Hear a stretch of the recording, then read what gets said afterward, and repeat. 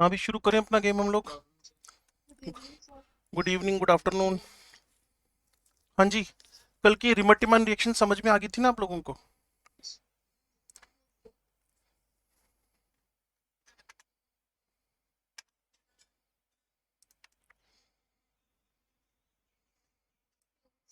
हाँ जी।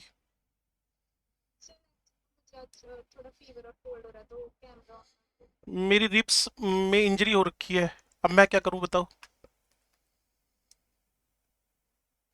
आप बीच में 1-2 मिनट ऑन कर लो, फिर बंद कर दिया करो, कोई दिक्कत नहीं है।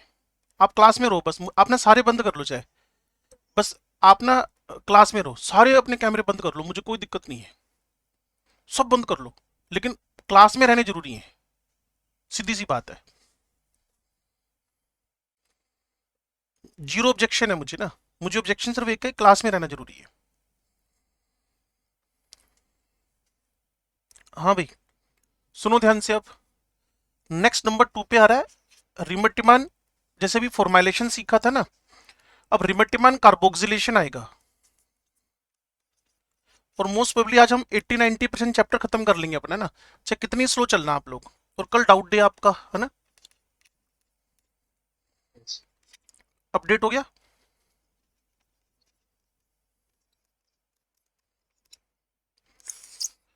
कैलेंडर पे अपडेट हुआ कि नहीं हुआ अभी? हाँ, वो तो इन्होंने फिर कैंसिल कर दी थी ना। हाँ जी, सुनो, रिमिटमान कार्बोक्सिलेशन। सबस्ट्रेट आपके पास वही फिनोल है। सबस्ट्रेट वही आपके पास फिनोल है। और कल मैंने बोला था, जिसपे तान्या ने क्वेश्चन मार्क किया था, कि अगर एसिडिक मीडियम ले ले तो फिनोल खुद एसिडिक है ना, तो उसका आयोनाइजेशन ही कम हो जाएगा। इसको कॉमन एन इफेक्ट बोलते हैं, 11वीं क्लास आयनिक इक्विलिब्रियम। तो if you want to proceed the reaction of phenol, तो आपको मीडियम बेसिक ही रखना पड़ेगा। तो सबस्ट्रेट फिनोल है। रिएक्शन अब आप किससे करवा रहे हो? कल क्लोरोफॉर्म से करवाई थी अगर आपको याद हो तो। आज करवानी है CCl4 से, प्लस KH या NaOH, कुछ भी ले सकते हो, बेस होना चाहिए कुल मिलाकर। KOH या NaOH बेस होना चाहिए कुल मिलाकर। और इसका जो प्रोडक्ट बनेगा वो फाइनल आंसर बनेगा सैलिसिलिक एसिड। अगर आप थोड़ी सी टर्म समझते हो तो कार्बोक्सिलेशन का मतलब क्या है? कार्बोक्सिलिक ग्रुप को इंट्रोड्यूस करवाना। कार्बोक्सिलेशन का मतलब क्या? कार्बोक्सिलिक ग्रुप को इंट्रोड्यूस करवाना। कार्बोक्सिलेशन, कार्बोक्सिलिक ग्रुप को इंट्रोड्यूस करवाना। ठीक है भाई, चलो।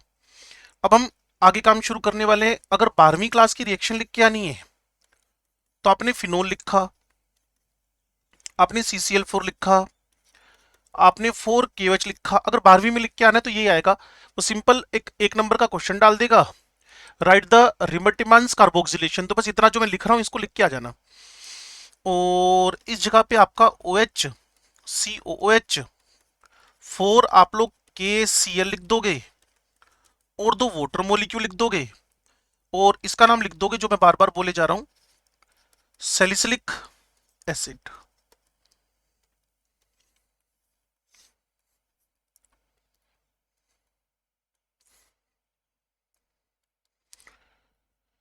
ठीक है भाई, सैलिसिलिक एसिड।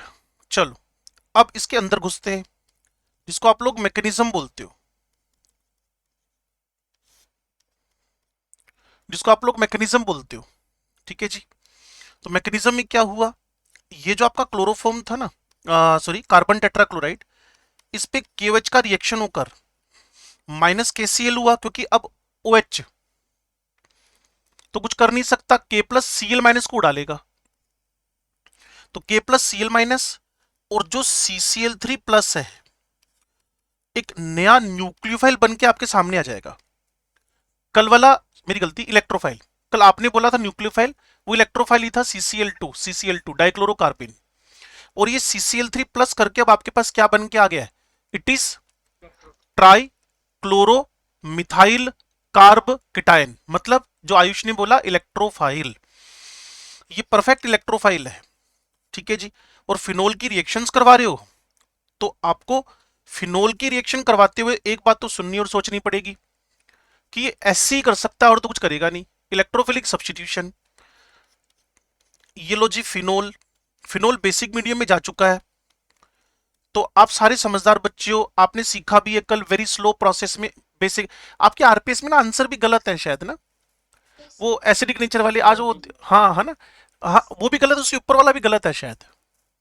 एसिडिक नेचर के दोनों ही आंसर गलत है शायद। वो मुझे वो दिखा रहा था आज ना, तो एक वो जिसमें फ्लोरो क्लोरो वाला है उसका आंसर भी गलत दे रखा है। हाँ मिथोक्सी वाला भी गलत दे रखा है शायद उसने, नाइट्रोमिथोक्सी वाला भी मुझे ऐसा लगा। तो बाकी कल चेक कर लेंगे, हमारा डाउट सेशन हुआ ना, तो कल फुल फ्लैश पहले हमारी एल्काइल अराइलाइड को खत्म करेंगे, उसके बाद फिर इसमें एंट्री कर लेंगे फिनोल विनोल में ना। चलो जी, इसमें ये हुआ रेजोनेंस, और ये सेंटर से हमारे पास यहां मूव कर गया। अब यहां मूव किया तो आपके पास एक CCl3 प्लस इलेक्ट्रोफाइल अवेलेबल था, और मेरे ख्याल में सब बच्चे समझते हैं इन चीजों को। यहां नेगेटिव था, H ऑलरेडी था, CCl3 आकर जुड़ गया, डबल बॉन्ड O हो गया। आगे रेजोनेंस नहीं भेजना, कल ऐसे तो कर रहे थे हम सब कुछ। अगर रेजोनेंस आगे नहीं भेजना तो इस प्रोटॉन को फ्री कर दो, रेजोनेंस तो हो ही रहा है, हम तो शॉर्टकट खेल रहे हैं। क्लियर? तो इसमें से प्रोटॉन बाहर हो गया, प्रोटॉन जाएगा कहां, एक ही जगह तो बची है आपके पास, OH, और जगह ही नहीं बची कोई। कार्बन की वैलेंसी 4 पूरी है, O पे नेगेटिव आ रहा है, तो यहां से H निकला और उसी O को ज्वाइन कर गया। ये C पे 3 Cl है। अब बिना टेंशन के इस OH से जुड़े हुए जो Cl Cl Cl है, इस पे 3 KOH का रिएक्शन करवाओ, इसको बोलते हैं एल्कलाइन हाइड्रोलाइसिस। अगर आपने मेरे साथ में ट्राइक्लोरो डाइक्लोरो मोर मोनोक्लोरो सीखे हुए, एक्वस KOH क्या काम करता है, Cl Cl Cl को उड़ा देगा, सब्स्टिट्यूशन रिएक्शन अगर आप भूले नहीं हो तो। एक कार्बन पे इतने सारे OH, रिमूवल ऑफ वाटर, और आपके पास आंसर आ जाएगा सैलिसिलिक एसिड। लेकिन कई बार ना मैं इसका अपोज करता हूं कि सैलिसिलिक एसिड डायरेक्ट मिल ही नहीं सकता आपको। बच्चे कहते हैं अपोज क्यों करते हो आप, तो उसका रीजन है ये बेसिक मीडियम में पड़ा हुआ है। सैलिसिलिक एसिड बेसिक मीडियम में कभी भी फाइनल आंसर हो ही नहीं सकता। सैलिसिलिक एसिड कभी भी बेसिक मीडियम में फाइनल आंसर हो ही नहीं सकता। इसकी जगह पे इसका सोल्ट एग्जिस्ट करेगा जिसका नाम है सोडियम सैलिसिलेट। तो अगर आपसे पूछ ले कि फाइनल आंसर क्या निकला इसका, तो आप बिना घबराए बोल सकते हो बेसिक मीडियम है, बेसिक मीडियम है। तो फाइनल आंसर इसका सोडियम सैलिसिलेट है, सैलिसिलिक एसिड नहीं है, सैलिसिलिक एसिड नहीं है, सोडियम सैलिसिलेट है। और अच्छा ये बताना, फिनोल है ये एसिड है, इन दोनों में से अच्छा एसिड कौन है? मैं फिनोल का O का H निकालूं या COOH के COOH का H निकालूं? कल ही बताया था आपको, COOH वाला H निकालूं, यही तो बताया था 10⁻⁵ की रेंज, है ना। चलो, तो फाइनल आंसर आपके पास सोडियम सैलिसिलेट रहेगा, अगर आप मेरी बात को परफेक्टली सुनने में कैपेबल हो पा रहे हो तो। चलो जी आगे बढ़ते हैं। नेक्स्ट टास्क मुझे मिल गया थर्ड रिएक्शन, जिसको मैं बोलता हूं कोल्प्स रिएक्शंस, KOLBE, कोल्प्स रिएक्शन। इसका सबस्ट्रेट मैंने आपसे क्या कहा था, जिस चैप्टर को आप पढ़ने निकले हो ना, उसमें ना तो प्रोडक्ट में पंगा है ना सबस्ट्रेट में पंगा है। प्रोडक्ट ऑलवेज फिनोल है, और जिससे रिएक्शन हो रही है वो ऑलवेज फिनोल है। लो जी, और फिनोल की रिएक्शन ज्यादा सेंसिटिव, फिनोल की रिएक्शन को ज्यादा स्पीड से प्रोसीड कर सकते हो। Medium should be basic, medium should be basic. तो रिएक्शन किससे करवा रहे हो? रिएक्शन विद कार्बन डाइऑक्साइड, साथ में NaOH KOH कुछ भी ले सकते हो। और NaOH KOH क्यों ले रहे हो? मेरे ख्याल में बच्चे बैठे हैं क्लास में, सब समझदार हैं भी ऐसा क्यों कर रहे हो आप, क्योंकि फिनोल की मैक्सिमम रिएक्शन आप बेसिक मीडियम में करवाते हो, जिससे वो फिनोक्साइड बन के फास्ट फास्ट रिएक्शन करता रहे, जिससे वो फिनोक्साइड बन के फास्ट फास्ट रिएक्शन करता रहे। ठीक है ना। तो अब इसमें जो कंडीशंस हैं वो थोड़ा सा देखना। CO2 को थोड़ा सा इलेक्ट्रोफाइल बनाने के लिए ना प्रेशर 6 से 7 ATM ले लिया है। CO2 को थोड़ा सा इलेक्ट्रोफिलिक बिहेवियर करवाने के लिए, CO2 को इलेक्ट्रोफिलिक बिहेवियर करवाने के लिए उसने 6 से 7 ATM प्रेशर ले लिया है, और थोड़ा सा टेम्परेचर भी उसने यहां पर 100-120 डिग्री के आसपास ले लिया है, जिससे पता है क्या होए, ये जो तुम्हारा CO2 है ये इलेक्ट्रोफिलिक बिहेवियर करने लग जाए। नहीं तो CO2 इलेक्ट्रोफिलिक बिहेवियर नहीं करेगा। CO2 की प्रॉब्लम पता है क्या है, अगर तुम 11वीं क्लास पढ़ रहे होते तो पता चलता ये sp हाइब्रिड है, ये भाई साहब लीनियर है, ठीक है ना, ये भाई साहब एग्जैक्टली म्यू जीरो है, नॉन पोलर मॉलिक्यूल है carbon dioxide. How it works as electrophile, तो इसको थोड़ा सा प्रेशर वगैरह देना पड़ेगा, टेम्परेचर देना पड़ेगा, जिससे डिस्टोर्ट हो जाए, इसकी शक्ल बिगड़ जाए, ये पोलर हो जाए।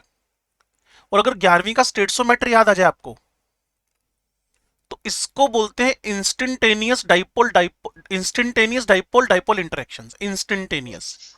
तो किसी इंस्टेंट पे CO2 को डाइपोल बना देना है आपने, और उसके लिए 6 to 7 ATM और टेम्परेचर, मतलब टेम्परेचर प्रेशर में चेंज करना पड़ेगा, नॉर्मल से ज्यादा रखने पड़ेंगे। अगर कोई वैसे डिबेट में बोल दे भाई कोल्ब्स रिएक्शन में तूने टेम्परेचर प्रेशर में इतना चेंज क्यों कर दिया, तो आपको उसको एक्सप्लेन करना पड़ेगा भी इसलिए कर दिया है। समझ गए मेरी बात को मैं क्या कह रहा हूं? चलो अच्छी बात है। लो जी, अब 12वीं लायक रिएक्शन लिख देंगे। 12वीं में क्या लिखना पड़ेगा हमें, ये लिखा जी मैंने फिनोल,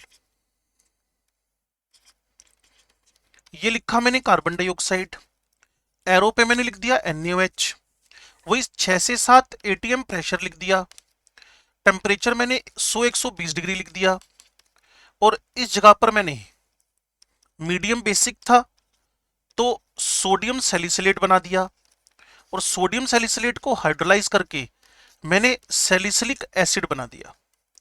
आप कहोगे वही रिमट्टिमान कार्बोक्सिलेशन वाला आंसर आ गया, मैंने कहा हाँ जी बिल्कुल आ गया।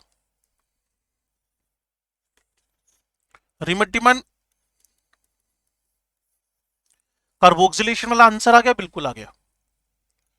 रिमट्टिमान कार्बोक्सिलेशन वाला आंसर ही आ चुका है, ठीक है ना। अब इसके अंदर घुसते हैं, जिसको आप क्या बोलते हो, मैकेनिज्म। अगर 12वीं में लिखना हो तो इससे ऊपर लिखने की नीड नहीं पड़ेगी, ये 12वीं लायक रिएक्शन है बस। Right the short note on the Kolbe's reaction, बस इतना लिख के आ जाओ, पूरे पूरे नंबर मिल जाएंगे। अब हम जानते हैं कि अगर नीट में पूछ ले कि इसमें इलेक्ट्रोफाइल कौन है, तो कार्बन डाइऑक्साइड है। कैसे है, चलो आ जाओ।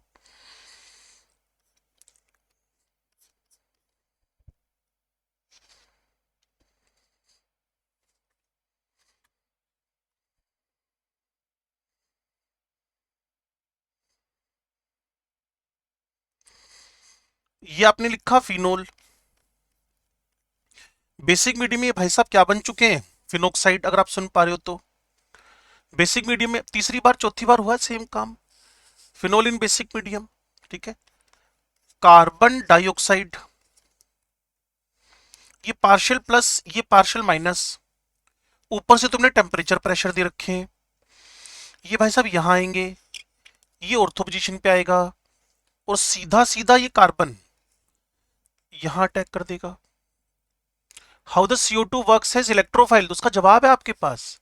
आपने टेम्परेचर प्रेशर की कंडीशन देकर इसकी शक्ल बिगाड़ दी, आपने इसको डिस्टोर्ट कर दिया, आपने इसको इंस्टेंटेनियस डाइपोल बना दिया, आपने कार्बन पे प्लस जनरेट कर दिया। अगर आप मेरे को सुन पा रहे हो तो हुआ क्या, ये डबल बॉन्ड, लो जी, इस पे कार्बन, इस पे H, ये डबल बॉन्ड, ये O नेगेटिव, और वही पुरानी हरकत, ठीक है जी। H निकलेगा, क्योंकि एक ही हरकत को बार बार कर रहे हो ना, यहां से प्रोटॉन निकलेगा, अब यहां भी नेगेटिव है, और COO भी नेगेटिव है। अब हमें एक बात सोचनी है, ये जो H निकला ना, ये वाला H निकला, जिसको मैं स्पेशली मार्क कर रहा हूं, तुम ना थोड़ा सा अपने दिमाग से सोचना कि O नेगेटिव पे जाए या CO नेगेटिव पे जाए, मतलब आप आधा मिनट लगा लो, जल्दीबाजी में आंसर मत देना। ये जो H निकला ना, दो नेगेटिव है आपके पास, ये किस नेगेटिव पे जाए सोच के समझ के आंसर देना 30 सेकंड में।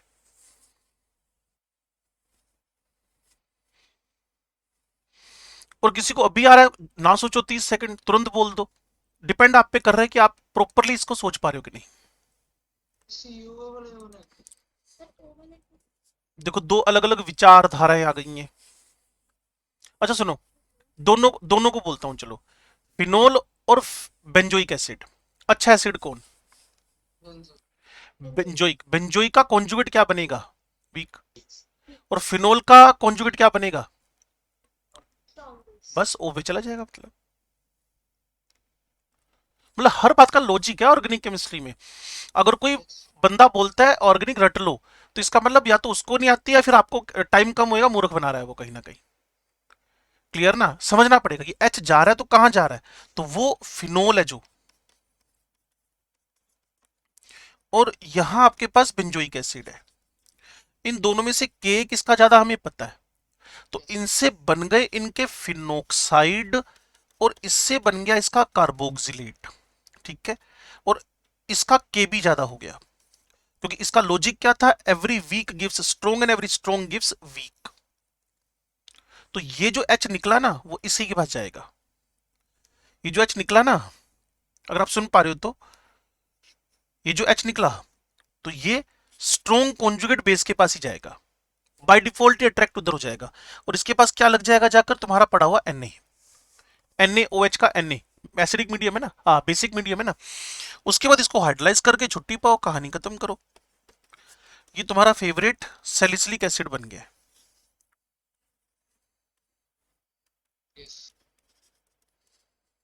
अच्छा, जिन लोगों ने ओ बोला था, वो सिर्फ बोल रहे थे कि लॉजिक भी था उनकी बात में? ये वाला जो मैंने बोला, या अंशिका, ये सेम लॉजिक जो मैंने अभी बताया आपको?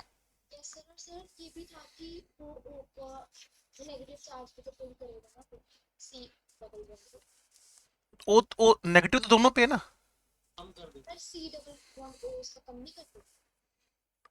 रेजोनेंस मतलब, हाँ परफेक्ट है। ये मैं अब अगली बार से बोला करूंगा क्लास में। मैं आज तक बोलता नहीं था ये, तभी मैंने आपसे बात की कि अब तक आप भी कोई अलग से लॉजिक लगा रहे हो। बिल्कुल ठीक लगा रहे हो कि ओ का नेगेटिव, COO का ओ नेगेटिव रेजोनेंस में चला गया, तो उसकी डेंसिटी कम हो गई, तो प्रोटॉन वहीं जाएगा जहां नेगेटिव चार्ज ज्यादा होगा। तो लॉजिक नंबर 1 जो आपको आपको हाईलाइट किया हुआ है, लॉजिक नंबर 2 जो आप लोगों ने बोला हुआ है। क्लियर ना? नेगेटिव चार्ज अच्छा लगा मुझे ये, मैंने नहीं सोचा था इस बात को। Negative charge on the carboxylate is decreases due to resonance। ठीक है, ये भी अच्छा लॉजिक है, परफेक्ट है। अब जो सैलिसिलिक एसिड बना ना, इसके फर्दर ट्रीटमेंट करवाने हैं मुझे। ये जो सैलिसिलिक एसिड बना ना, इसके फर्दर ट्रीटमेंट करवाने हैं मुझे। इससे मुझे सोडियम सैलिसिलेट, मुझे मिथाइल सैलिसिलेट बनाना है, जिसका आजकल मैं यूज कर रहा हूं, मूव में मिलता है, मूव में।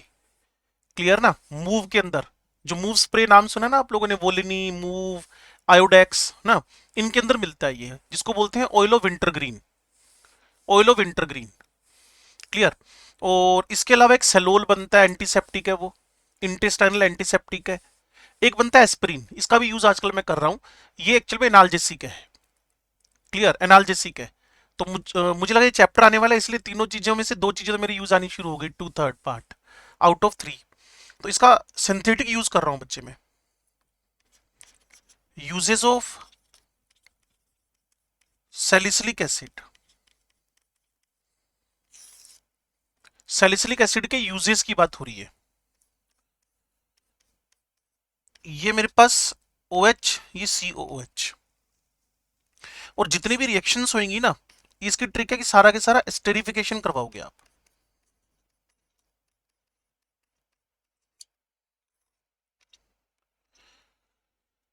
जो भी रिएक्शन मैं बोर्ड पे भी लिखूंगा, ये सारी रिएक्शन होंगी स्टेरिफिकेशन रिएक्शंस। मैंने सबसे पहले इसको मिथेनॉल से रिएक्शन करवानी है इन एसिडिक मीडियम। और आपको काइनेटिक्स का सूडो फर्स्ट ऑर्डर याद आ जाए, और इक्विलिब्रियम का लिक्विड इक्विलिब्रियम याद आ जाए, वहां अपना एसिटिक एसिड को इथेनॉल मिथेनॉल एल्कोहल से रिएक्शन करवाते थे। तो जो लाइन मेरे पास है वो समझो, एल्कोहल अपना H देगा और एसिड अपना OH देगा। वो तो हमने एल्कोहल चैप्टर नहीं पढ़ा, नहीं तो फिर बोलना ही नहीं पड़ता। मेरे लिखते आप कहते सर एल्कोहल ने H देना है और एसिड ने OH देना है।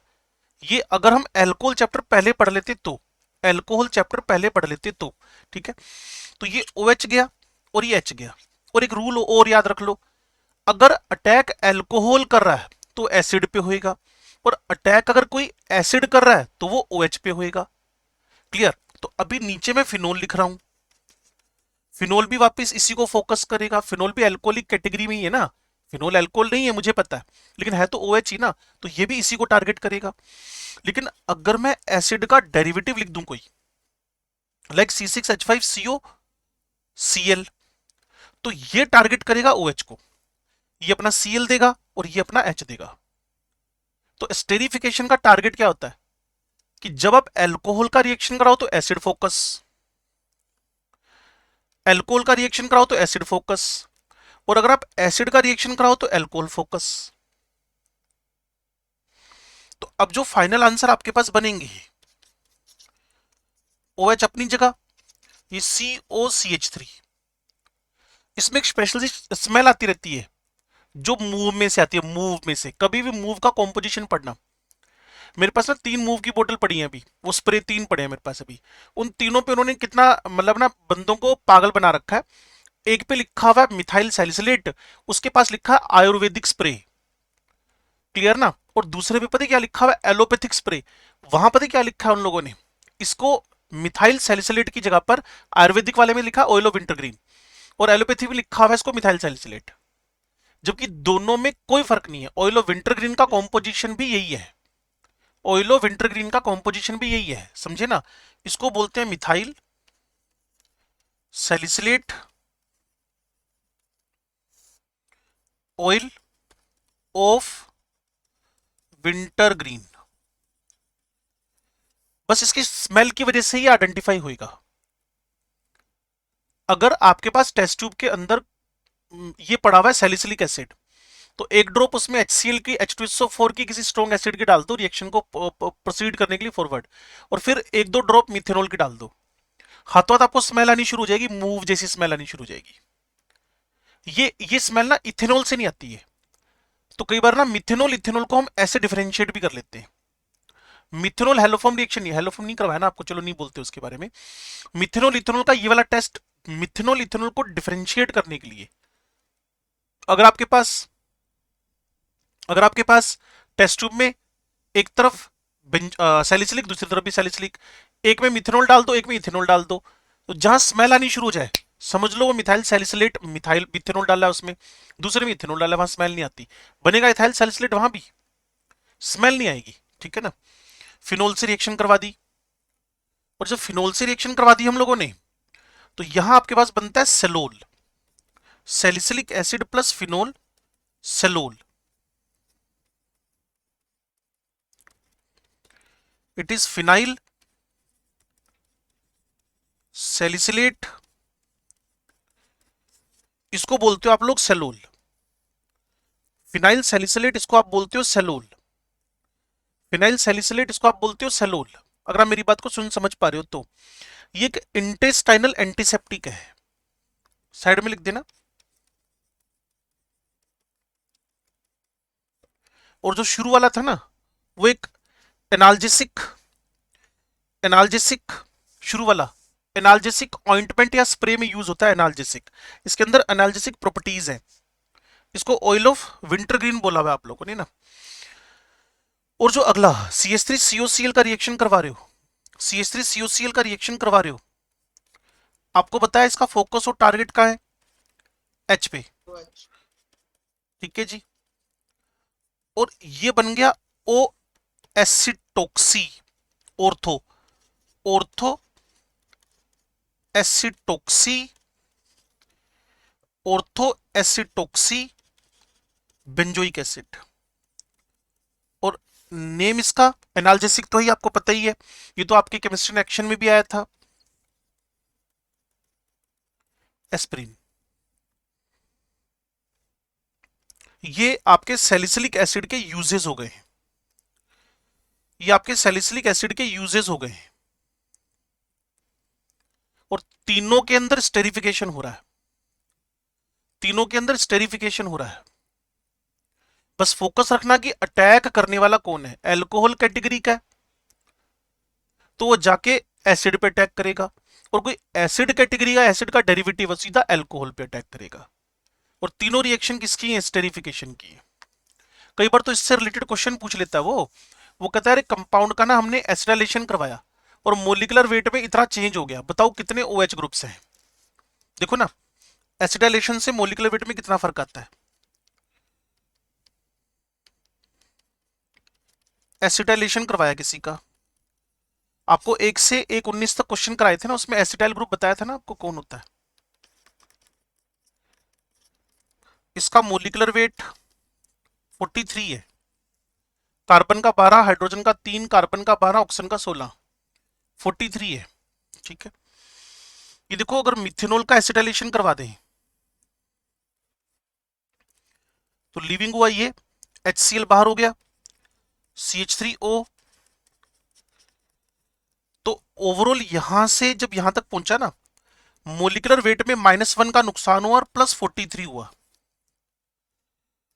मोलिकुलर वेट में -1 हुआ, हाइड्रोजन गया तो -1 हो गया ना, हाइड्रोजन गया तो -1 हो गया ना, और CH3CO जुड़ गया तो 43 का फायदा हो गया। टोटल चेंज कितने का आया?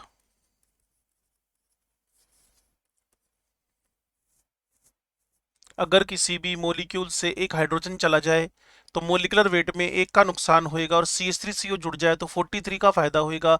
नेट नुकसान और फायदा कितने का हुआ? 42 का हुआ ना। और अगर आपसे आगे पूछ ले कि कितने अमाइन ग्रुप हैं, कितने OH ग्रुप हैं, तो एक तरीका लगाओगे आप लोग ना, कैसे? सुनो, number of OH NH2 groups, क्योंकि इन दोनों पे आराम से एसिटाइलेशन होता है। तो total change in molecular weight divided by 42। मान लो 42 का ही टोटल चेंज हुआ हो तो एक OH ग्रुप पे, एक NH2 ग्रुप पे। 84 का चेंज हुआ हो तो 2 OH या NH2 ग्रुप पे। अगर सुन समझ पा रहे हो तो बड़ा आसान सी बात बोली है मैंने, जितने H वो हट गए, उनकी जगह CH3CO CH3CO CH3CO आता रहा, और नेट 42 का हर बार फायदा होता रहा।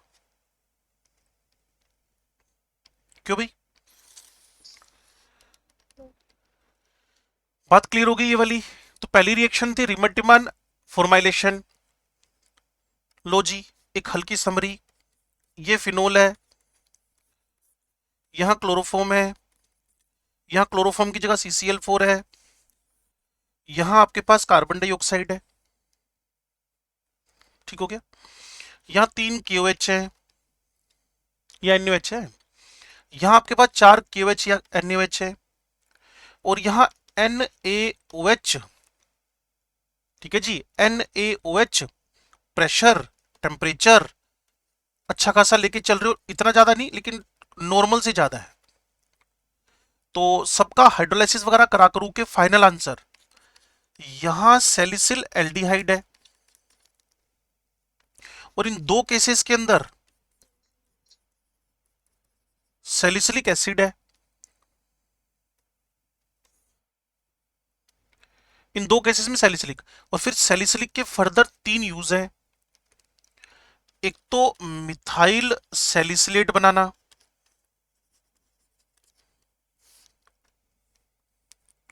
ठीक है, फिर एक सेलोल बनाना, इंटेस्टाइनल एंटीसेप्टिक, इंटेस्टाइनल एंटीसेप्टिक, और सेलोल के बाद एस्प्रिन बनाना।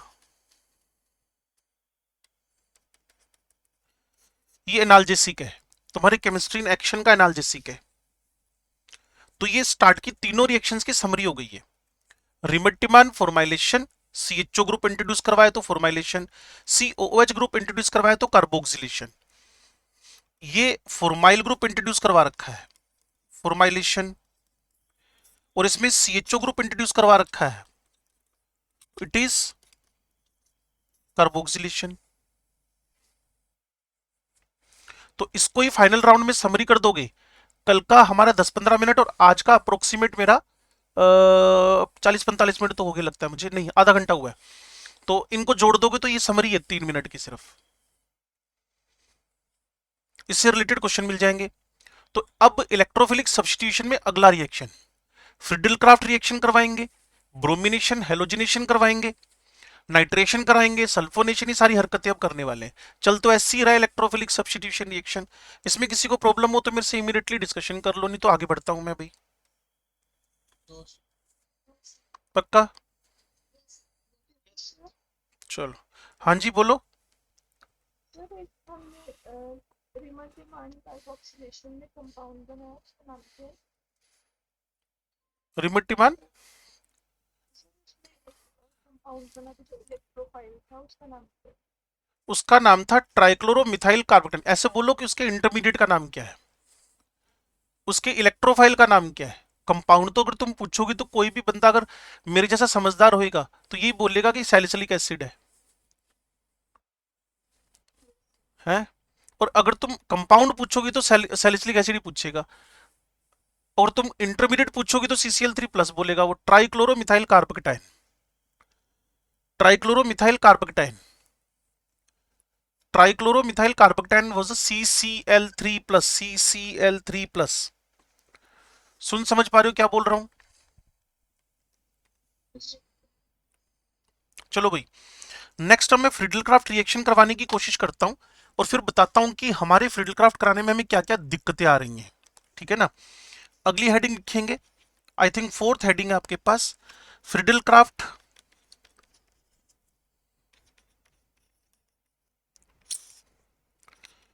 Reaction. Friedel Crafts reaction, Friedel Crafts reaction. ठीक है जी। यहां आपके पास सबस्ट्रेट फिनोल है, और हो सकता है आप में से काफी बच्चों को पता हो कि फ्रिडलक्राफ्ट में AlCl3 लेना होता है हम लोगों को। और AlCl3 की प्रॉब्लम आपको पता है कि ये एक लुइस एसिड है, और यहां लोन पेयर है किसके पास, फिनोल के पास। तो ये लुइस का बेस है। हम सोच के कुछ और चल रहे हैं भाई साहब, रास्ता कुछ और पकड़ गए। हम सोच के कुछ और चल रहे हैं, रास्ता कुछ और पकड़ गए। क्या हो गया? फिनोल ने फिनोल ने AlCl3 के साथ एक कोऑर्डिनेट बॉन्ड का फॉर्मेशन कर लिया। फिनोल ने AlCl3 के साथ एक कोऑर्डिनेट बॉन्ड का फॉर्मेशन कर लिया। फिनोल ने AlCl3 के साथ। तो ये जो कोऑर्डिनेटेड कॉम्प्लेक्स बना, इसकी वजह से हमारी फ्रिडलक्राफ्ट रिएक्शन बेचारी अच्छा यील्ड नहीं दे पाई। हमारी फ्रिडलक्राफ्ट रिएक्शन, फ्रिडलक्राफ्ट में करवाते क्या हो, फ्रिडलक्राफ्ट में बहुत कुछ करवाते हैं हम लोग। एल्काइलेशन भी, एसिटाइलेशन भी, हेलोजिनेशन भी, ढेरों कुछ करवाते हैं हम लोग। तो फ्रिडलक्राफ्ट रिएक्शन के अंदर हम ढेरों कुछ करवाते हैं। तो यहां मैंने CH3Cl लिया, यहां मैंने AlCl3 लिया। अगर सुन समझ पा रहे हो तो AlCl3 इनके साथ रिएक्शन करके इसे मिथाइल निकालता, बिल्कुल निकालेगा, लेकिन इसके बीच में जो झंझट आ चुका है वो तुम समझ ही चुके हो।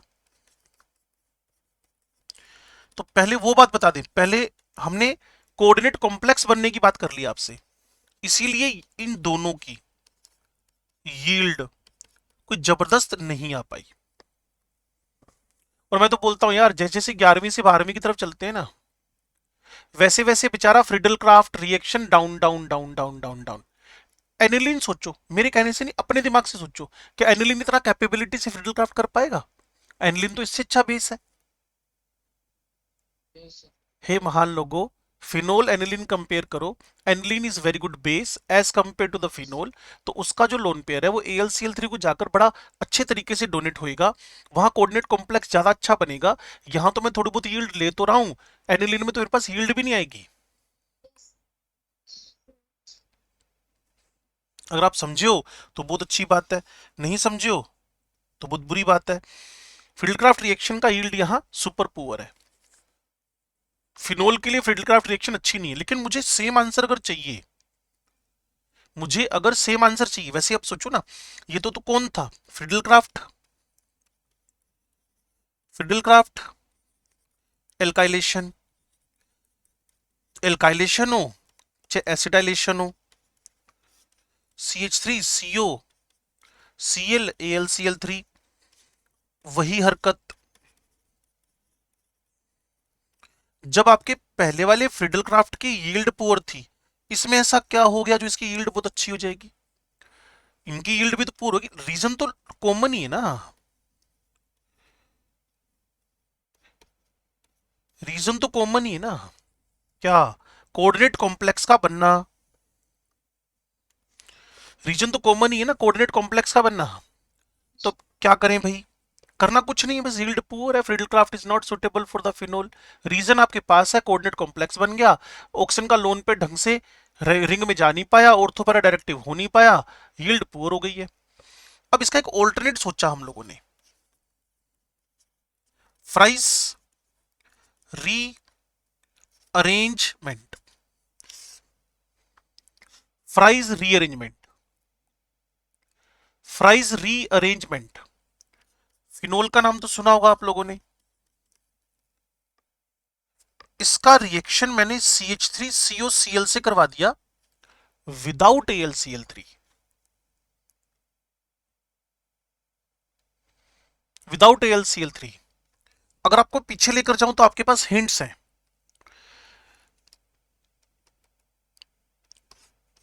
ये देखना भाई, ये फिनोल CH3COCl, तो CH3COCl ने अटैक कहां किया है? किया ना। अब थोड़ा सा यहां आ जाओ, अगर मैं फिनोल दे रहा हूं, CH3COCl दे रहा हूं, CH3COCl दे रहा हूं, तो आपको क्या लगता है अटैक कहां होना चाहिए? हाँ, तो बिल्कुल परफेक्ट जवाब दे रहे हो, -HCl होकर OCO CH3। इसका नाम थोड़ी देर पहले आपने लिया था फिनाइल एसिटेट, फिनाइल एसिटेट। अभी जो फिनाइल एसिटेट बना ना, इसको फर्दर AlCl3 दे दो। ये जो आपके पास, ये जो आपके पास फिनाइल एसिडेट बना, इसको AlCl3, हरकतें तो वही रहेंगी। ये भाई साहब एम्प्टी ऑर्बिटल वाले हैं, ये भाई साहब लोन पेयर वाले हैं, लोन पेयर ने इसको अपना लोन पे डोनेट कर दिया। ये लो जी, यहां से जब आपके पास ना CH3CO अलग हो जाएगा, एक बार फिर ये देखो, AlCl3 के पास एम्प्टी ऑर्बिटल है, फिनाइल सैलिसिलेट फिनाइल एसिटेट के पास, ओ के पास लोन पेयर है जैसे फिनोल पे थे। ये लोन पेयर बेंजिन रिंग वाले सॉरी ओ वाले लोन पेयर AlCl3 को डोनेट हो गए। जो पीछे हरकत हुई थी ना कोऑर्डिनेट बॉन्ड वाली, वैसी हो गई। ओ पे प्लस आते ही जो आपका स्ट्रक्चर था ये लीव कर गया। वापिस समझाऊं या क्लियर होगी बात? एल्यूमिनियम के पास लोन पेयर है, फिनोल से बने हुए फिनाइल एसिटेट के ओ के पास lone pair, empty orbital lone pair, empty orbital bond बना गए। तो ओ पे प्लस आती ना, CH3CO अलग हो गया एज इलेक्ट्रोफाइल। अब वो जाकर भाई साहब ऑर्थो पैरा पे अटैक कर देगा। तो आंसर तो वही है, आंसर तो आपके पास वही है, लेकिन यील्ड सुधर गई।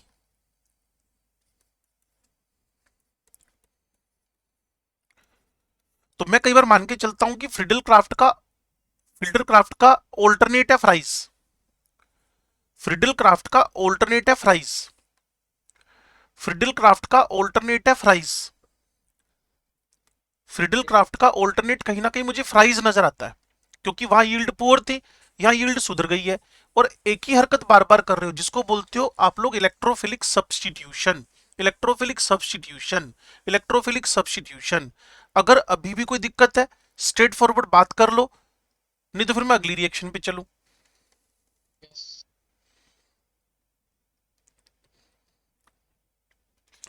छठा नंबर रिएक्शन है शायद, COUPLING, coupling reaction, coupling reaction. Coupling reaction का सबस्ट्रेट तो आपका फिक्स ही है, फिनोल। रिएक्शन आपने करवानी है, कभी नाम सुना होगा आपने बेंजीन डाइसोनियम क्लोराइड का, BDC। यस इस बेंजीन डाइजोनियम क्लोराइड की रिएक्शन करवानी है आपने, इस बेंजीन डाइजोनियम क्लोराइड की रिएक्शन करवानी है आपने, और मीडियम आपको पता है फिनोल को क्या पसंद है, बेसिक बेसिक। वेरी गुड, देखो बच्चे ने सीधे ही बोल दिया। फिनोल की मैक्सिमम रिएक्शन बेसिक मीडियम में और अच्छे स्पीड से चलती है।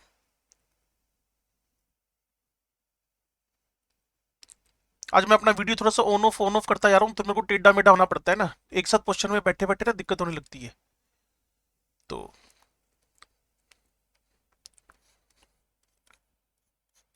फिर बाद में कहना खुद तो वीडियो ऑन करते नहीं है और हमसे वीडियो ऑन करा रहते हैं, कैसे अजीब हिपोक्रेट लोग हैं।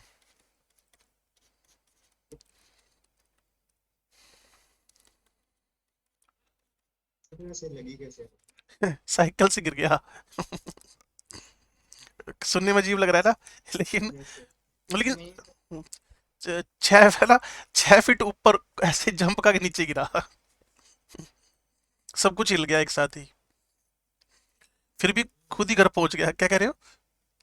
लगी ज्यादा लगी है यार, मतलब ना मैं क्लास से नहीं छोड़ता, मेरी ना एक, बीमारी है मेरी, तो वो चक्कर पड़ा है, नहीं तो मैं 7 दिन की छुट्टी लेता सीधी सीधी। वो मेरी एक बीमारी है अच्छी वाली है। साइकिल से बड़े लोगों को लग जाती है, मुझे ही लगी। हाँ खतरनाक लगी, लोग तो कह रहे हैं साइकिल से कैसे लगी, स्कूटी से लगती होती है, और स्कूटी स्काटी में चलाता नहीं, साइकिलिंग कर लेते हैं भी थोड़ा सा, हेल्थ वेल्थ ठीक रहे, और हेल्थ खराब होगी। मेरे तो सर स्टिचेस लगे थे साइकिल से गिरने तो यार डरा मत यार, मैंने एक्सरे कराया था, अभी ठीक ठाक है, कल फिर कराना है, तो एग्जैक्ट पता चलेगा फिर ना। के। डरा मत कहीं यार। लगा क्या कह रहा है? कहीं लगा था सर मुझे।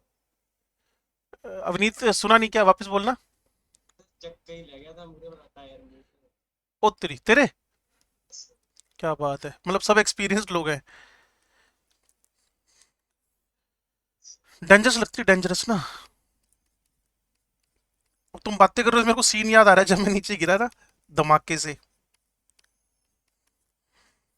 ये देखो भाई, तो फिनोल तुम्हारे सामने गिरता, तुम ना हंसते, मुझे लगता है ना, अभी मान लो तुम लोग बैठे हो और मैं तुम्हारे सामने गिरता हूँ, मुझे मजा आ गया, ये सब बदला निकल गया पिछले 2 महीने का और किसी केमिस्ट्री का। वो बताया तो था तुम्हें एक बार, वो फोन किया बच्चे ने घर पे, सुनाया था तुम्हें एक बार ना, एक बच्चे ने ना, टीचर लेट हो गया तो फोन किया घर पे ना, कहते वो सर नहीं आए, तो मैडम ने कहा भी सर तो चले गए, इस दुनिया में है नहीं, अब खत्म हो गए, मर गए सर तो बच्चे ने आधे घंटे फिर फोन मिला लिया। अब सर की घरवाले ने उठा लिया वापस, कहते जी सर नहीं आए, कहते फोन नंबर तो सेम लग रहा है, लेकिन क्या तो बच्चा भूल गया हो, क्योंकि शॉर्ट टर्म मेमोरी लॉस तो नॉर्मल बात होगी आजकल बच्चों की। तो मैडम ने बोला सर तो बताया तो था, सर तो मर गए, सर तो खत्म हो गए। बच्चे ने आधे घंटे में तीसरी बार फोन मिला लिया, मैडम को गुस्सा आ गया, तू बार बार फोन क्यों कर रहा है अभी, तेरे को बताया तो है सर स्वर्गवासी हो गए, सर है नहीं इस दुनिया में, बार बार फोन क्यों कर रहा है। बच्चा कहता है सुनने में ना मजा आ रहा है जी, बार बार बोलते हो ना आप, जब जब आप बोलते हो सर मर गए, तो सुनने में ना बड़ा सुकून मिलता है। तो मुझे लगता है ना तुम्हारे साथ वही होने वाला है। हाँ भाई, तो ये पैरा हाइड्रोक्सी एजोबेंजीन बन गया है, para hydroxy azobenzene, para hydroxy azobenzene, इसलिए मैंने छुट्टी नहीं ली, तुमने फोन करके पूछना था, और फोन करके पूछना है, मैडम ने बोलना था सर के लग गई, और तुम बार बार पूछते, सुनने में मजा आ रहा है, मजा आ रहा है सुन के। हाँ जी, कपलिंग रिएक्शन है, क्या कह रहे बेटा? वो तो फटाफट बोला, धीरे धीरे बोला, अगर बीच में ना स्पेस दिया कर थोड़ा।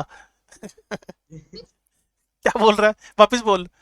सर लग नहीं रहा कि तो मैं लगने देता ही नहीं ना। हाँ, यहाँ ना पूरी रिब बेल्ट लगी हुई है, ये पूरे बॉडी पे रिब बेल्ट लगी हुई है। हाँ जी, मेरी लगी हुई लोगों को फील होने लग जाए, फिर मेरे को लगी, फिर सारे भी दुखी हो गए ना, फिर फायदा क्या हुआ उस बात का। हम मैं अपने घर वालों को भी तंग करके रखूं, खुद तो तंग हो रहा हूँ, मैं बच्चों को भी तंग करके रखूं, सारी दुनिया को तंग करके रखूं, फायदा क्या उस बात का। 10-12 दिन खुद पे भुगतनी है, भुगत लेंगे। ये फिनोल है बच्चे, ये बीडीसी है, इन दोनों का रिएक्शन हुआ, इन दोनों के रिएक्शन से मेरे पास एक पैरा हाइड्रोक्सी एजोबेंजीन बन गया। ये ना कलर है जिसको हम डाइज बोलते हैं, और ये ऑरेंज कलर डाई है, तो कई बार ना इसको टेस्टिंग ऑफ फिनोल भी बोलते हैं, कि बीडीसी लिया, फिनोल लिया, बेसिक मीडियम लिया, और एक बात सुनो, ये भी ना एक इलेक्ट्रोफिलिक सब्स्टिट्यूशन ही है। ये देखो एक प्यारा सा इलेक्ट्रोफाइल, ये सीधे जाकर पैराफॉर्म पे अटैक कर गया। ये जो बेंजीन डाइजोनियम है ना खुद, ये इलेक्ट्रोफाइल है इस रिएक्शन का। ये जो बेंजीन डाइजोनियम है, ये वाला ये इलेक्ट्रोफाइल है, और इसी इलेक्ट्रोफाइल ने जाकर पैरा पे, ऑर्थो पे भी हो सकता है, लेकिन ऑर्थो पे ना जगह नहीं है, जगह मतलब स्टेरिक हिंड्रेंस प्रॉब्लम बन रही है।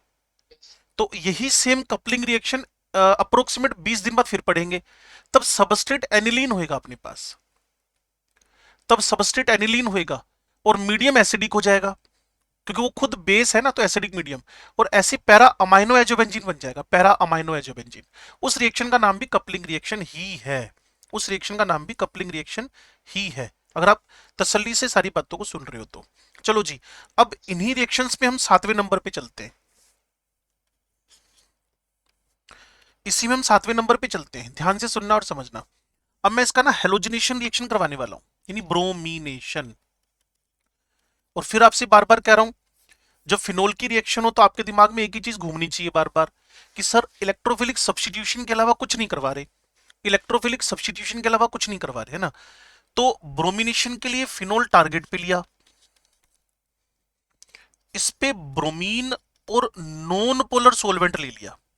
वो CCl4 भी हो सकता है, वो बेंजीन भी हो सकता है, लेकिन अच्छा है कि ऐसा लो जो एरोमेटिक ना हो।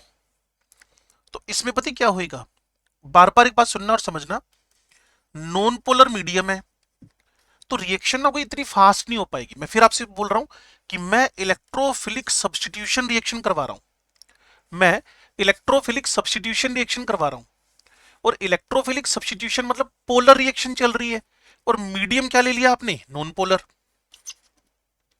तो इसमें ना मेरे को आंसर तो मिलेगा, लेकिन वो मुझे ऑर्थो पैरा पे अलग अलग अटैक करके मिलेगा। ये ब्रोमो और ये ब्रोमो अलग अलग, ortho and para bromophenol, ortho और पैरा का मिक्सचर मिलेगा मुझे। और सोलवेंट आप साफ साफ बोल रहे हो कि आपने एक पोलर रिएक्शन के लिए नॉन पोलर सोलवेंट ले रखा है, पोलर रिएक्शन के लिए नॉन पोलर। अगर आप पोलर रिएक्शन के लिए पोलर सोलवेंट ले लो, सेम फिनोल सेम ब्रोमीन, लेकिन पानी ले लो साथ में, अब सोलवेंट पोलर हो गया, तो सारी की सारी ना ऑर्थो पैरा पोजीशन एक साथ ऑक्यूपाई हो जाएंगी।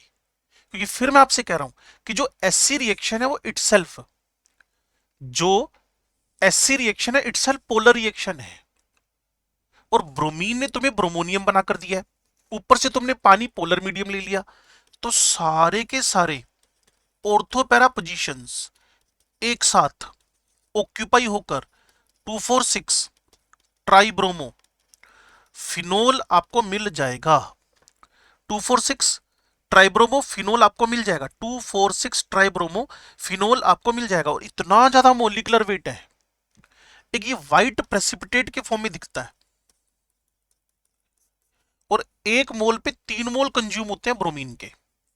अगर आप फिनोल का 1 मोल लेके चल रहे हो तो ब्रोमीन के 3 मोल कंज्यूम हो रहे हैं।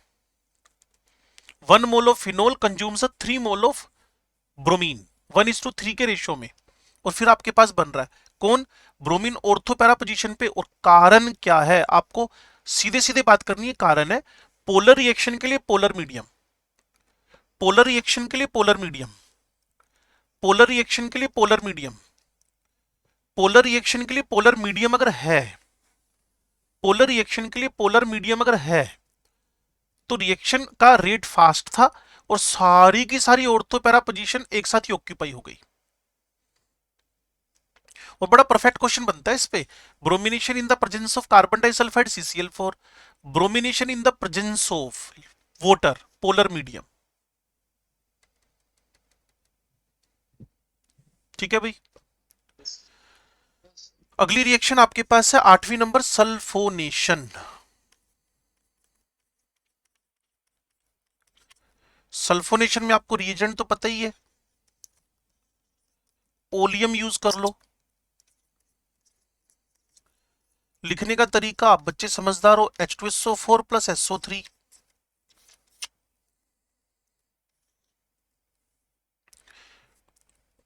क्लियर ना, उसमें भी तो किया था हमने सेम हरकत Yes, क्लोरोबेंजीन में, है ना। और आपको पता है ये वाली रिएक्शन थोड़ी रिवर्सिबल भी होती है, क्योंकि SO3H इटसेल्फ एक अच्छा लिविंग ग्रुप है। फिनोल हुआ, अगर टेम्परेचर कम है, अगर टेम्परेचर कम है 10-15 डिग्री सेंटीग्रेड टेम्परेचर है अगर, तो इसका ना ऑर्थो मेजर प्रोडक्ट है, और उसकी वजह है इसके बीच में हाइड्रोजन बॉन्डिंग। लो टेम्परेचर पे ऑर्थो मेजर प्रोडक्ट है, और 100% इसकी वजह, 100% इसकी वजह इंटर एच बॉन्डिंग है। और मैं बच्चों को बार बार बोलता हूं कि अगर कोई रीजन नहीं है तो पैरा इज ऑलवेज ग्रेटर। अगर कोई स्पेशल रीजन नहीं है तो पैरा इज ऑलवेज मेजर। अगर कोई रीजन नहीं है तो पैरा इज ऑलवेज मेजर, ठीक है ना। हाँ, अगर इसी SO3 की रिएक्शन 100 डिग्री के आसपास कर दे तो फिर आपका जो मेजर प्रोडक्ट है हाइड्रोजन बॉन्डिंग तो एग्जिस्ट नहीं कर पाएगी 100 डिग्री पे, तो इसका मेजर प्रोडक्ट फिर पैरा हो जाएगा। इवन इवन इवन अगर वो ऑर्थो है ना, उसको भी हम टेम्परेचर बढ़ा दें अगर, तो ना ऑर्थो पे इंट्रा बॉन्ड टूट जाना है। और SO3 में बार बार बोलता रहता हूं, और इस बात को आपने सुना भी होगा, इट इज गुड लिविंग, तो लीव करके पैरा पे लग जाएगा। तो इस पे भी बहुत बढ़िया सा और प्यारा सा क्वेश्चन बन गया। What happens when phenol react with oleum at low temperature, तो ऑर्थो वाला मेजर हो गया due to inter H bonding. और at high temperature, elevated temperature, तो पैरा, क्योंकि वो ऑर्थो टूट गया। और वैसे भी SO3 टिक के रहना भी नहीं चाहता स्ट्रक्चर के अंदर। SO3 एसिडिक होने की वजह से अच्छा लिविंग ग्रुप है। SO3 एसिडिक होने की वजह से अच्छा लिविंग ग्रुप है, अगर आप मेरे को परफेक्टली वर्ड टू वर्ड सुन रहे हो तो। ये एक सल्फोनेशन की रिएक्शन थी आपके पास, सल्फोनेशन हुआ, ठीक है ना। फ्राइज इसलिए करवा दिया क्योंकि फ्रीडलक्राफ्ट ढंग से नहीं हुआ। हेलोजिनेशन करवाया तो एक जगह पोलर एक जगह नॉन पोलर मीडियम ले लिया। नॉन पोलर लिया तो ऑर्थोपैरा अलग अलग आ गए, पोलर लिया तो एक साथ सारे भर गए। मतलब हर एक चीज की वजह है। आपने तो सिर्फ हेडिंग लिख के सोचना है कि मैंने इसका हेलोजिनेशन कराना है, ब्रोमिनेशन कराना है, फिल्डक्राफ्ट करवाना है, सल्फोनेशन करवाना है। फिर अपने आप ही पता चलेगा हल्का हल्का, जब इसके बारे में एक बार पढ़ लोगे, कि मुझे ऑर्थो पे मेजर चाहिए, पैरा पे मेजर चाहिए। सल्फोनेशन में तो वैसे भी रिएक्शन बैकवर्ड ही रहती है मैक्सिमम। तो ऑर्थो को रोक लिया लो टेम्परेचर पे, टेम्परेचर बढ़ाया लीव कर गया, पैरा पे अटैक कर गया। समझ गए भी सल्फोनेशन को कोई दिक्कत। कपलिंग एक एक्स्ट्रा रिएक्शन आई जिसमें BD बेंजीन डाइजोनियम एक इलेक्ट्रोफाइल था आपके पास। अब मैं इससे ना एक एक इंडिकेटर बना रहा हूं, फिनोल्फ्थलीन। इससे मैं एक इंडिकेटर बनवा रहा हूं, फिनोल्फ्थलीन। अगर आप मेरी बात को परफेक्टली सुन रहे हो तो मैं इससे एक इंडिकेटर बना रहा हूं, फिनोल्फ्थलीन। तो हेडिंग हमारे पास होएगी फॉर्मेशन ऑफ फिनोल्फ्थलीन।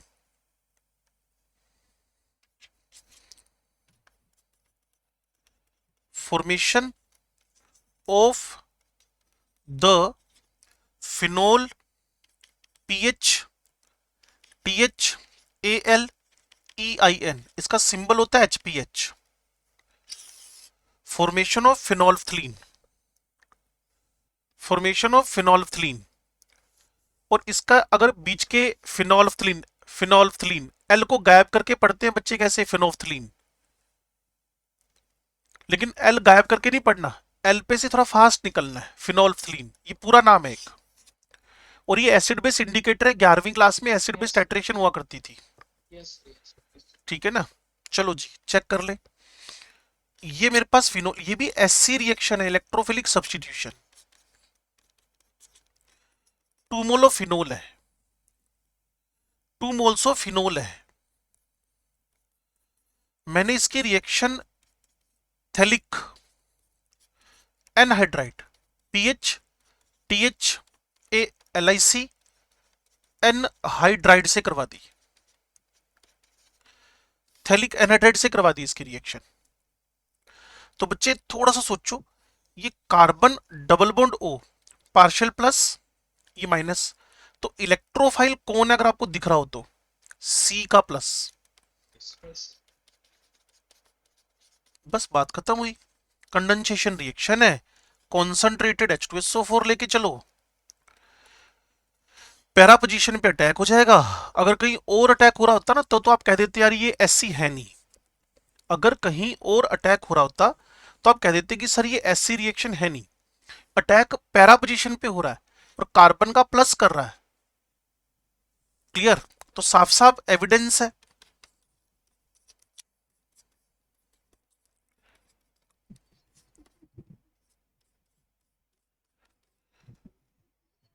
कौन लड़ पड़ा भाई? वंशिका घर पे लड़ाई हो गई? वंशिका लड़ाई होगी घर पे क्या? नो सर, तो फिर कहाँ वो एक्चुअली हाँ वो जी, फोन पे बात कर रहे हैं जो ऑस्ट्रेलिया। लो जी, ये फिनोल्फिन का छोटा सा स्ट्रक्चर बन गया है। ये एसिड बेस इंडिकेटर है। इसका ओरिजिनल कलर जो है ना,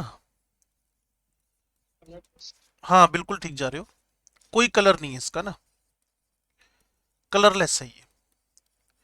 लेकिन एसिड है तो बेसिक मीडियम में जाते ही, वेरी गुड, बेसिक मीडियम में जाते ही भाई साहब पिंक हो जाते हैं। एसिड बेस इंडिकेटर है ये, एसिड बेस इंडिकेटर है ये, एसिड बेस इंडिकेटर। इसमें आपने थैलिक एनहाइड्राइड को फिनोल से रिएक्शन कराया है। थैलिक एनहाइड्राइड का कार्बन का प्लस फिनोल के ऑर्थो पैरा में से पैरा पे, क्योंकि ऑर्थो पे जगह नहीं बनेगी, स्टेरिक हिंड्रेंस आ जाएगी। ठीक है जी। तो ये हमारे पास एसई इलेक्ट्रोफिलिक सब्स्टिट्यूशन रिएक्शन में एचपीएच फिनोल्फिलीन का फॉर्मेशन हो गया है। तो अब मैं नाइट्रेशन की तरफ बढ़ रहा हूं, आपकी सारी की सारी एससी रिएक्शन खत्म, फिर बचेगा अप्रोक्सीमेट 10-12 मिनट का काम और हमारा फिनोल खत्म। क्लियर? वैसे भी इसकी 3 ही आरपीएस है फिनोल की, डेज हमें 6 मिले हुए थे। तो चलो जो भी है, हम अगर सारा मटेरियल अपना खत्म कर गए ना, तो फिर इसके बाद ना हम एल्कोहल शुरू कर लेंगे, क्योंकि फालतू में टाइम खराब करने से फायदा क्या है, क्योंकि जितना बढ़ते जाओगे उतना फिर क्वेश्चन होते जाएंगे ना आगे के। Yes. ठीक है। और वो क्लासिफिकेशन वाला पार्ट भी हमने वैसे ही एक्स्ट्रा कर रखा है, 1.1 से लेकर 1.19 तक। उसके बगैर तो चैप्टर चलने में दिक्कत आती है। अभी थोड़ा पहचान तो रहे हो कि ये थैलिक एसिड है, ये आइसोथैलिक एसिड है, ये थैलिक का एनहाइड्राइड बना हुआ है, नहीं तो ये पहचानने ही मुश्किल हो जाती है तुम्हारे लिए। चलो जी, अब नेक्स्ट रिएक्शन करवा रहा हूं, नेक्स्ट एंड एससी रिएक्शन की लास्ट। ओ तेरी, ये क्या हो गया? हैवी हो गया क्या काम? हम्म, हम्म, हम्म, हम्म, हम्म।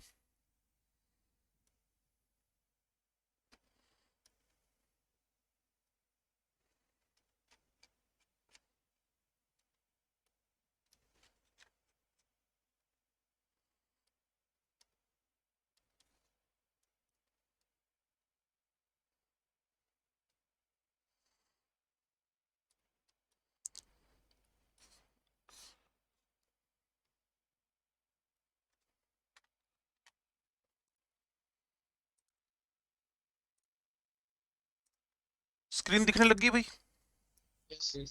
हाँ, ये इतना सेव नहीं हुआ था ना, तो यहाँ इसके आगे कलर, और ये इसका बेसिक मीडियम में कलर क्या हो गया? पिंक।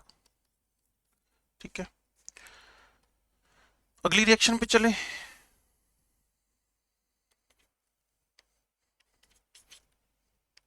10वीं नंबर रिएक्शन है जिसका नाम है नाइट्रेशन। 10वीं नंबर रिएक्शन है जिसका नाम है नाइट्रेशन।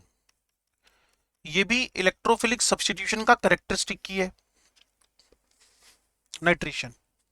और अगर हम थोड़ा सा 11th क्लास और हमारी क्लोरोबेंजीन सीख कर आए हैं, तो आपको पता है concentrated H2SO4 plus concentrated HNO3 मिलकर नाइट्रेटिंग मिक्सचर का काम करते हैं, मिलकर नाइट्रेटिंग मिक्सचर का काम करते हैं, मिलकर नाइट्रेटिंग मिक्सचर का काम करते हैं। तो अगर इसके भी और डेप्थ में जाने में इंटरेस्टेड हो, तो जब हम आयनिक इक्विलिब्रियम चैप्टर सीखते हैं ना, तो वहां ये बात हमेशा सोच के और मान के चलते हैं कि जब दो एसिड इकट्ठे होंगे, जब दो एसिड इकट्ठे होंगे, तो स्ट्रोंग एसिड प्रोटॉन डोनर होएगा और वीक एसिड बाय डिफॉल्ट ही OH डोनर हो जाएगा। Yes.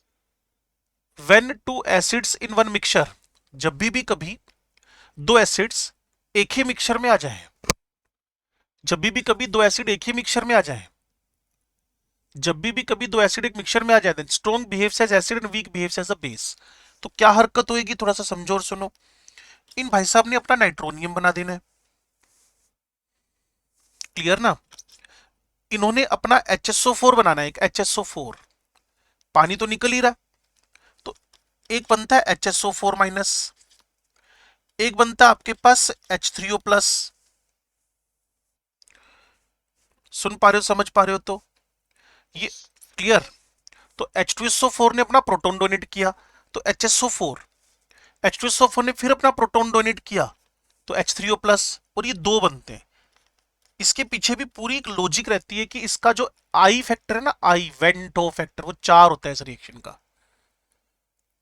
इस रिएक्शन का जो वेंटो फैक्टर है वो 4 होता है।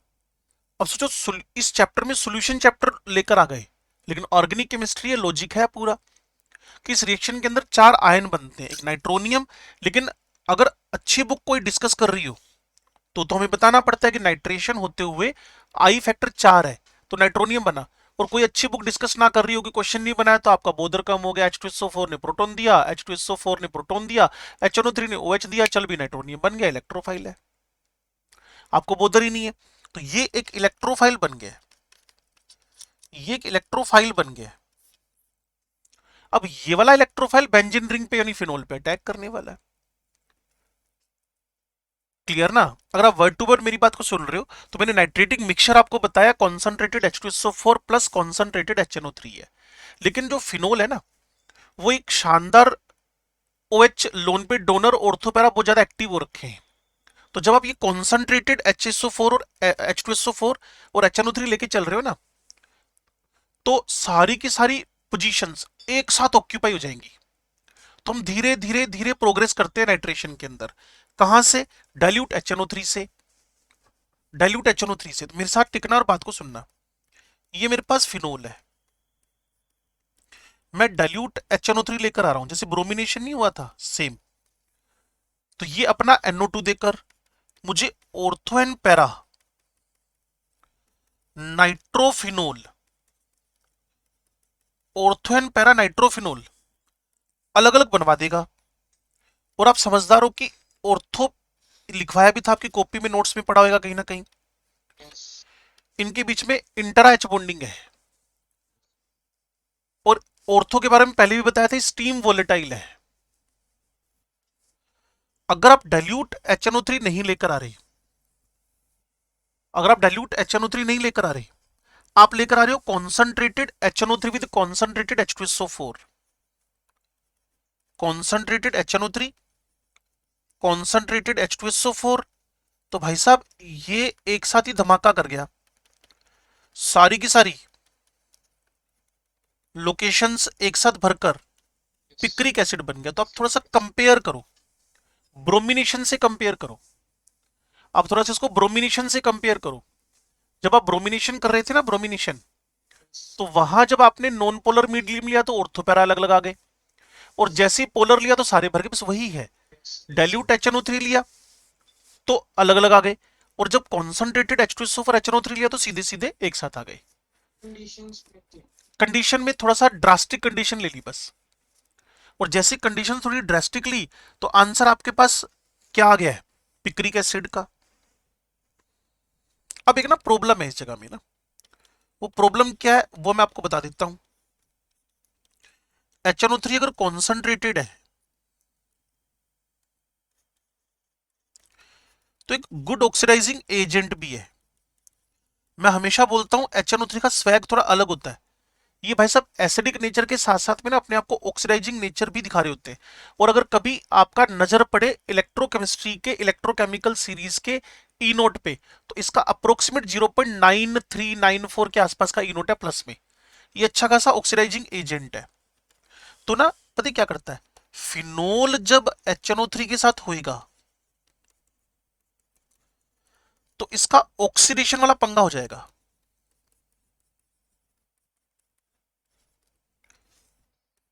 इसका ऑक्सीडेशन वाला पंगा हो जाएगा। तो आपके पास जो पिक्रिक आ रहा है ना, उसकी यील्ड कोई जबरदस्त नहीं आ पाएगी। उसकी यील्ड कोई ज्यादा नहीं हो पाएगी। अगर उसकी यील्ड सुधारनी है तो हमें इस नाइट्रेशन के अंदर भी कुछ चेंज करने पड़ेंगे। अगर मुझे नाइट्रेशन की यील्ड सुधारनी है तो मुझे नाइट्रेशन प्रोसेस के अंदर ही पता है क्या है, HNO3 डायरेक्ट नहीं लेके चलेंगे हम लोग। हम ना पहले इसका नाइट्रोसोएशन करवा देंगे HNO2 से, नाइट्रस एसिड से इसका नाइट्रोसोएशन करवा देंगे, बाद में इसको ऑक्सीडेशन करवा देंगे तो यील्ड अपने आप सुधर जाएगी। या एक काम और हो सकता है, वो जो फिनोल की बेंजीन रिंग है ना, उसको पहले डीएक्टिवेट कर दें सल्फोनेशन करा के, फिर नाइट्रेशन। और सल्फोनेशन के बारे में तो मेरे ख्याल में अब सारे बच्चों को पता चल गया है, SO3 is very good living. Yes. Sulpho पहले एंट्री करवा दो और फिर HNO3 की प्रेजेंस में सल्फो को बाहर कर दो, तो भी आप थोड़ा सा यील्ड सुधार सकते हो। क्लियर ना? तो अभी नाइट्रेशन के इस पे ध्यान दो, और लिटरली हमारे 15 से 20 मिनट का सिलेबस बचा हुआ है सब, हम लोग फ्री है। और कल आपका अराइल अल्काइल का हेलोफॉर्म रिएक्शन को छोड़कर सारा डिस्कशन आरपी से शुरू करेंगे, असाइनमेंट पे मूव करेंगे, बुक पे मूव करेंगे, लेवल 1 लेवल 2 जो भी है, एंड देन आफ्टर फिनोल के क्वेश्चन अगर टाइम बचेगा तो कर लेंगे। ठीक है भाई, Yes. चलो जी, Yes. Thank you, sir. Okay जी, okay bye, Thank you, sir. Okay bye बेटा।